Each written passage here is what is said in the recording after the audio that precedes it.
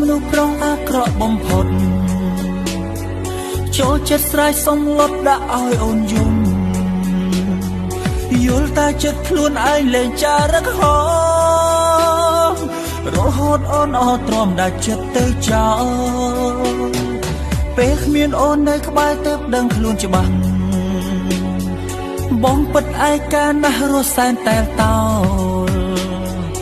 បាត់មនុស្សធ្លាប់រំខានតាមសួរដេញដោ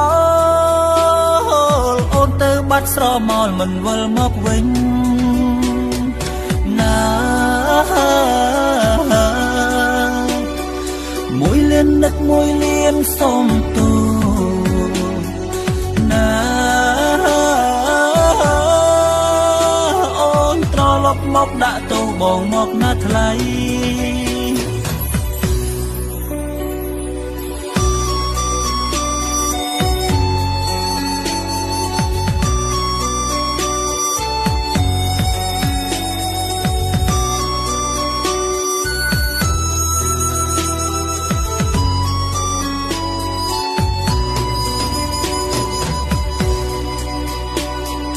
បងគឺជាមនុស្សប្រុសអាក្រក់បំផុត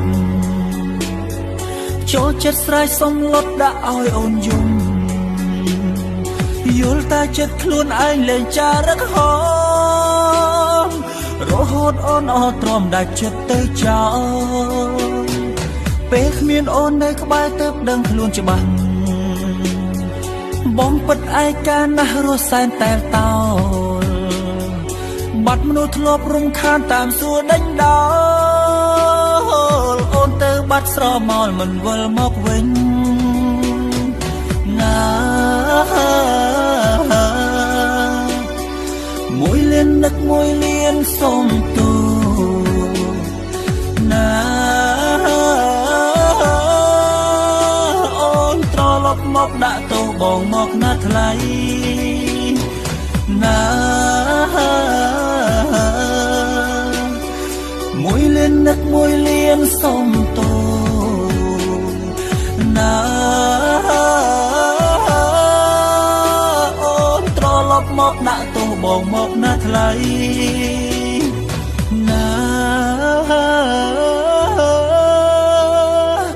បងសន្យាថាលែងធ្វើខុសទៀតហើ